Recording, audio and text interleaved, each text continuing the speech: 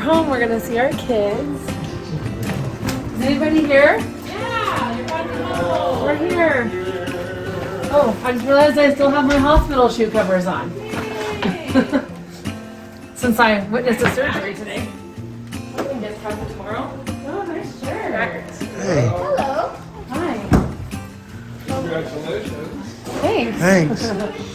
Smells good in here. You guys been cooking? Hi, Hannah. You miss me?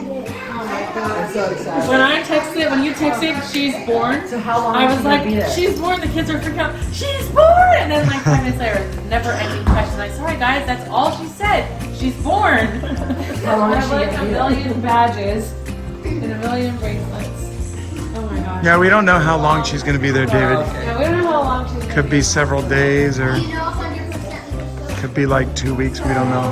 We woke up this morning and said we're gonna have a baby today. Literally, I was kicking myself. After the last time we went in near Christmas time, said no, we're never going to be unprepared again.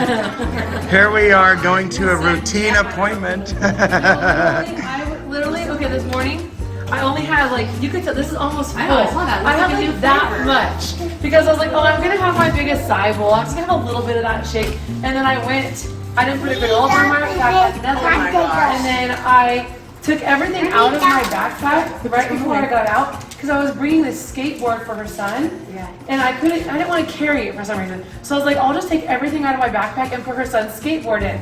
So I took everything out, like my wallet, I had nothing.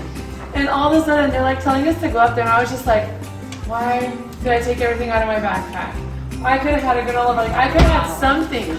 And they didn't have a parents' room where you could go get. We don't have any of that because of COVID, however, there's one really nice nurse, and I told her how happy when I was kicking myself for not eating.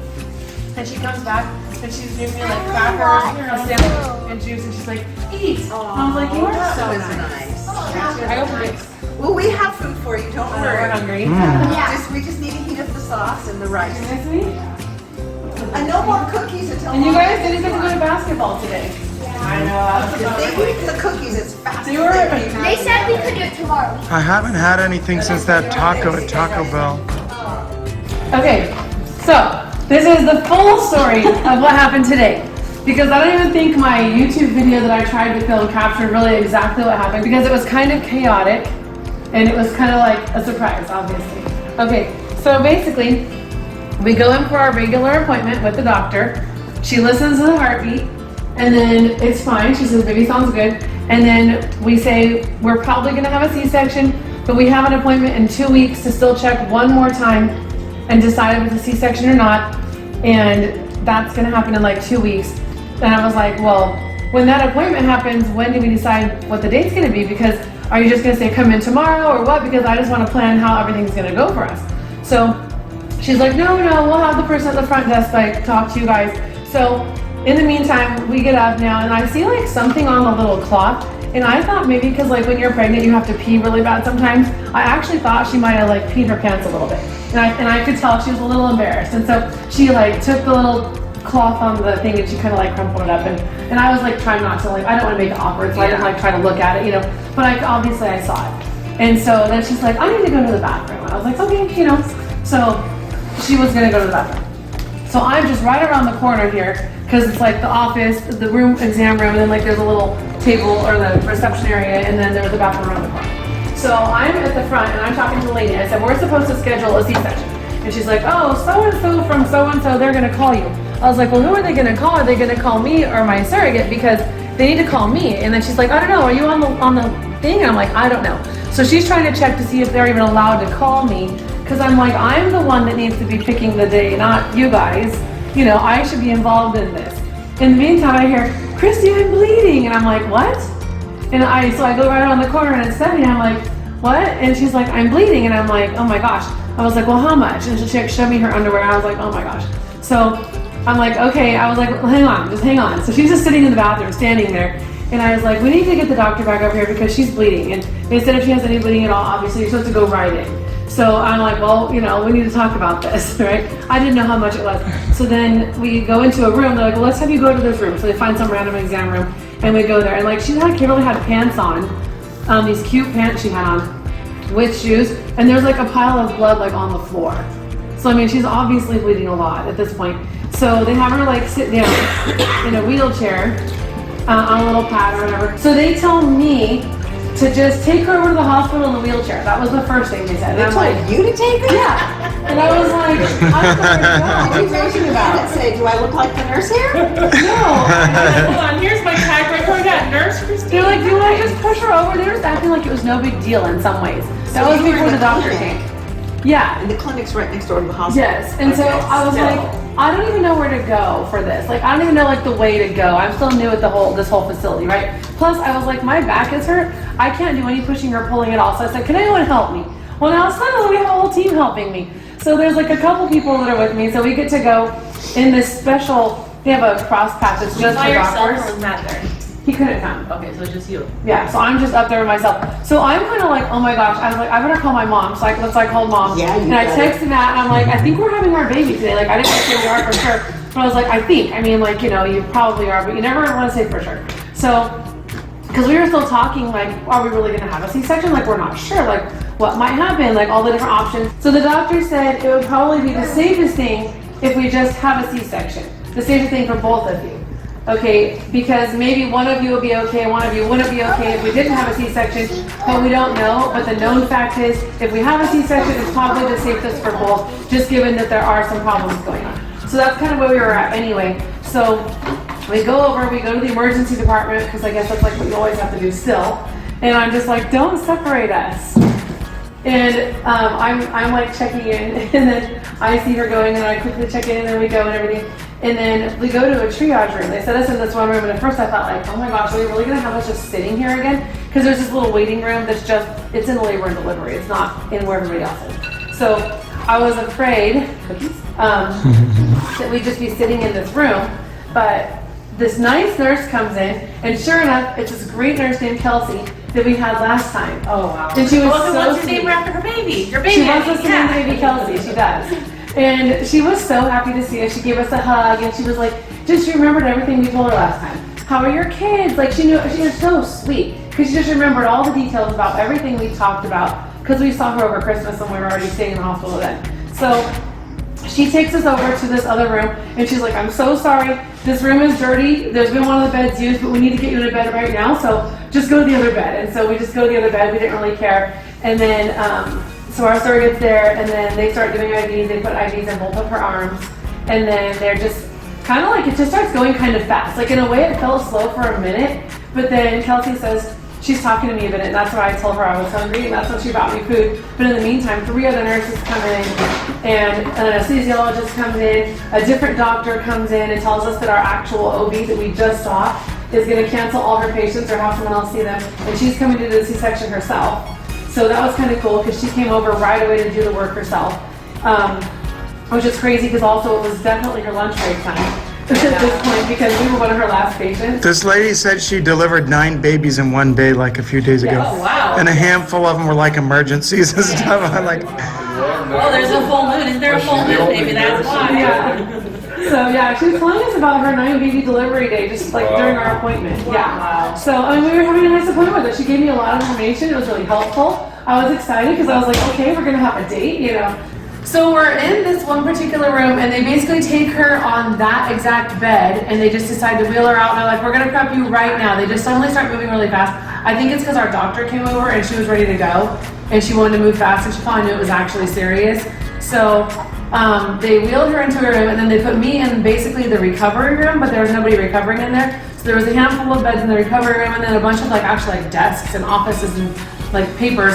And she's like, you're gonna wait in here. And they said, this is normal. The dads, you know, usually wait in here. Like, everybody waits in here. We're not separating them for any reason. It's just, this is how it goes. They're gonna completely have her prepped. They're gonna give her a spinal, which is gonna numb her. And they're gonna do all of that. And I was like, so I'm not there to support her during that? And they're like, no. No. They always do it by themselves. They didn't let Dad come in until that was done. Yeah. So I was like, okay. So I'm in there, and then she brings me all this gear to put on, and so she's like, okay, you gotta put all this gear on. So I put on my shoe covers and a full gown and my hat cover and everything like that. So this is the crazy thing. I took a selfie at 1:33, and then I watched my video back later. The baby was born at 1:34.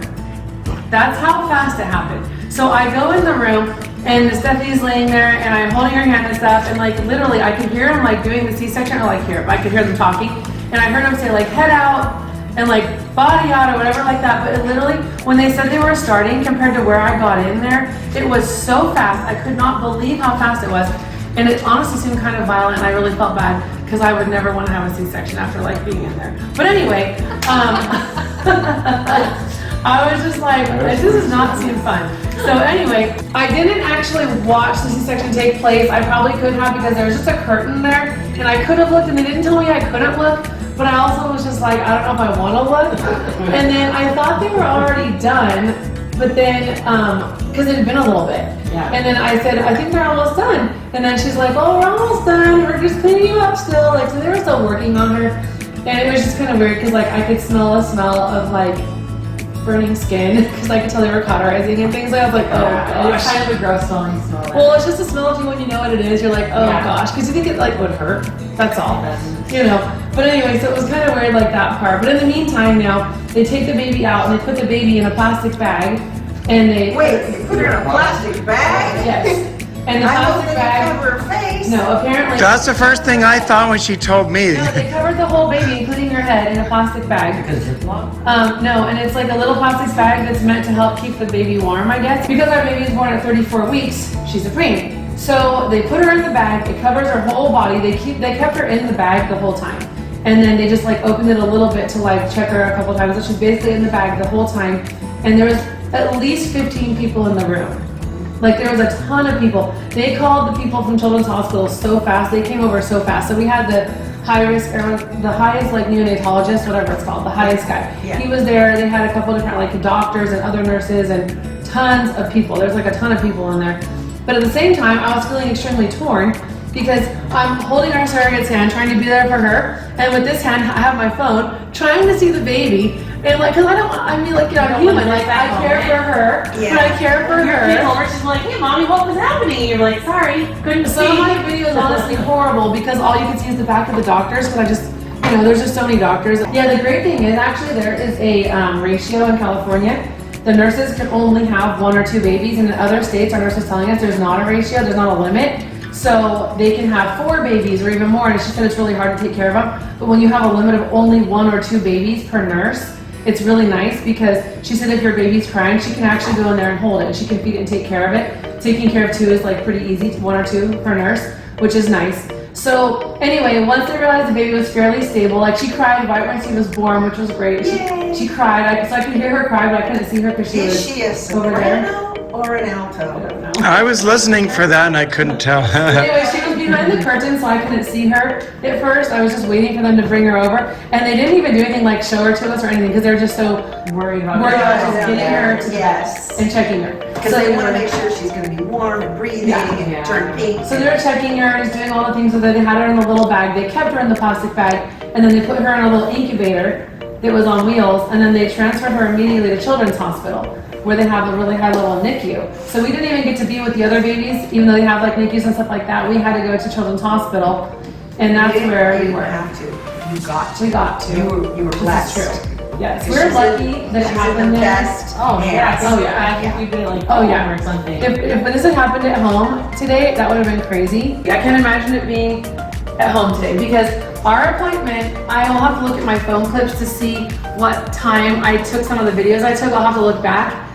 But the fact that our appointment was at like 11:30, but the doctor didn't see us till at least 12:30-ish, and our baby was born at 1:30, like that's crazy. You know what? You know how blessed you were? I know, If this would have happened to Stephanie at home, I know, we might not have a baby tonight. I know. And Yeah, we were talking about that, like how lucky and fortunate we are that everything turned out this It way. is the way it was supposed to be, and God was watching over you. I That's know. all there was to it. I know. Huge Same for her, blessing. too. I was telling her because she was nervous about the C-section, and I was like, no, this is the best for you because you've already got this placental abruption. Oh, and when we were in the office, the ladies were like, oh, I think her bag of water might have broken. And I was like thinking, no, that's not what it is. I was like, this is her placental abruption fully erupting. Because then right after that, she starts going, I think I'm having Contraction. contractions. And I was thinking, that's exactly the symptoms they told us to look for. Right. If you bleed and you have pain, it's an Yeah. eruption. And so she said she was feeling the pain of like the cramping and all that, and I'm like, oh my gosh. Was this when you were still right after? This isn't the appointment, yeah, when Yeah. all this happened. When you were still sitting, she hadn't stood up or anything yet, or? Yeah. Oh, she had stood up. She stood up to go to the bathroom, and that's when she then realized it. Okay. Well, that's just crazy. Was there something that caused this? I don't think so. No, because the doctor didn't do anything weird. There was no exam. It was just a little on the belly. Listen to the heart. You're good. She didn't even measure. She just Did they do an ultrasound at all? no ultrasound, nothing.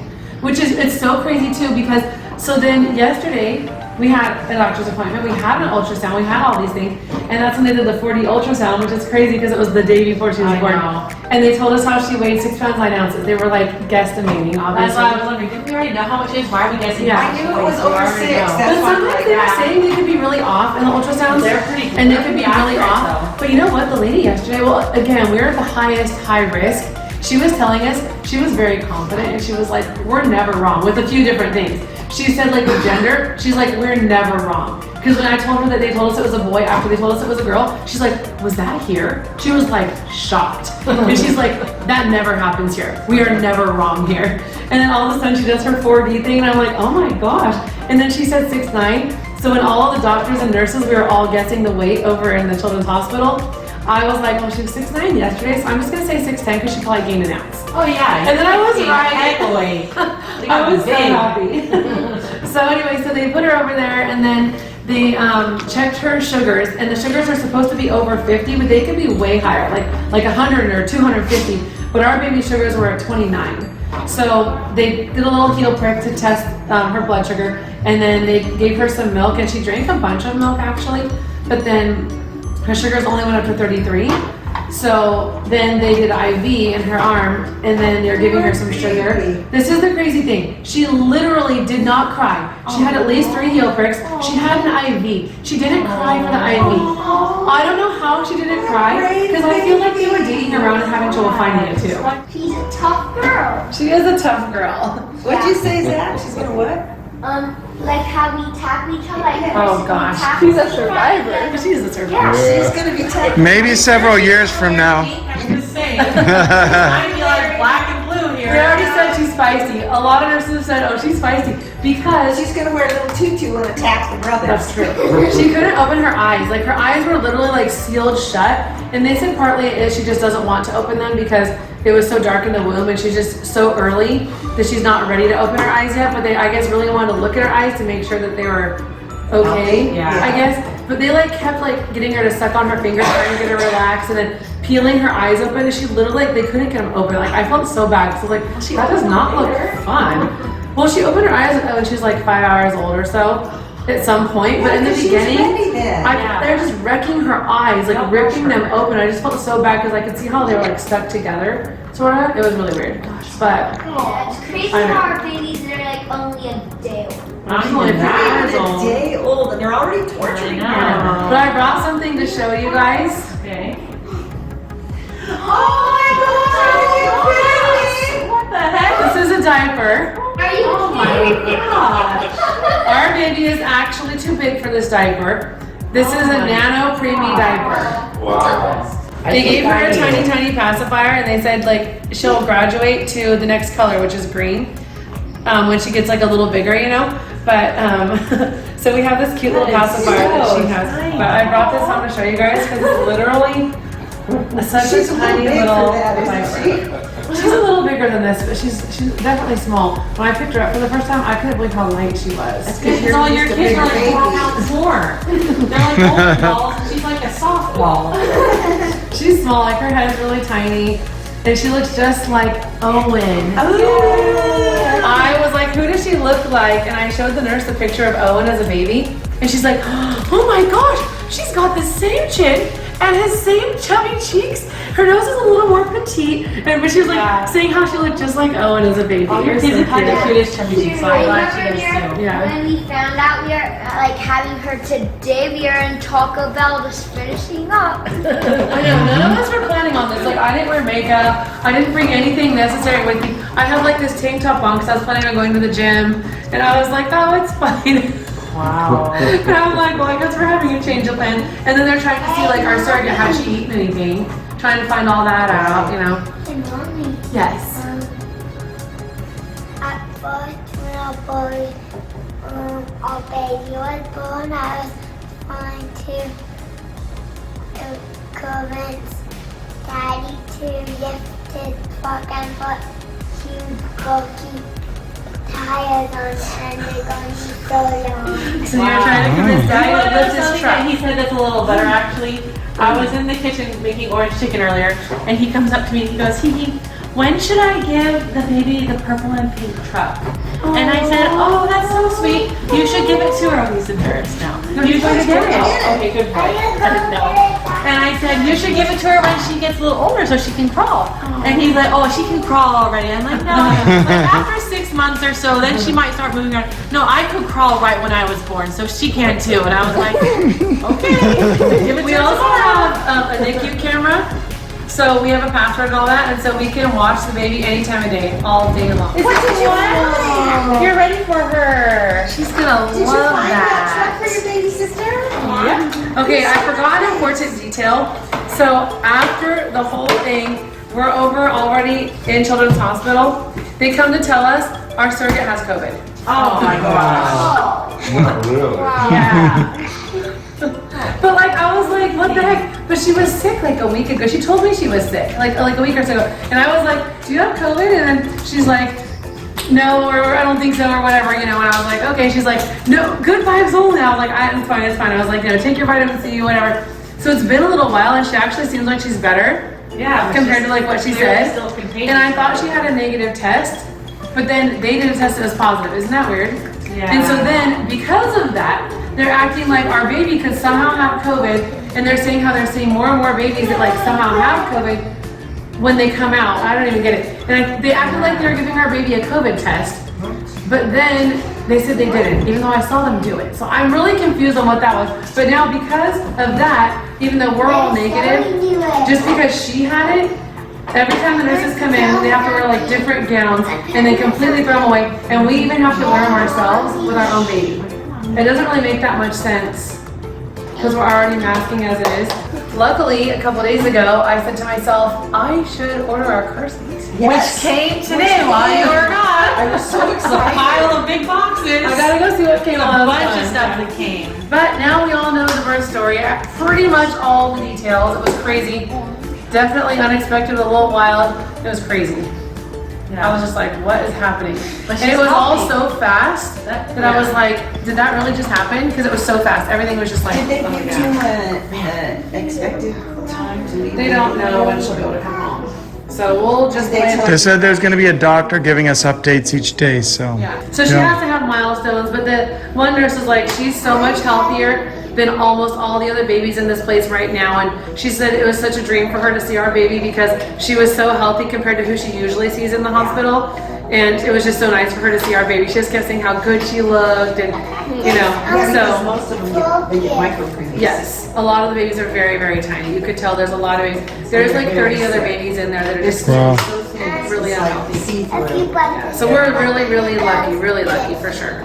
I mean, having a big baby that's that early, you know, This goes to show based how on much the, she had weighed in like a month. I know. Just saying But she based on the date, a lot of the doctors were like, a few of them were saying, I'm gonna say 4 pounds. Someone's like, I'm gonna say 3'5". Like they were guessing the weight based on the. That's small. That's good Yeah. to look at. Yeah. But also they're basing it on a 34-week baby. Yeah, an average baby, not a Kristine and Matt baby. Clearly they don't know the record. Did you tell me how twins were like 8 pounds each?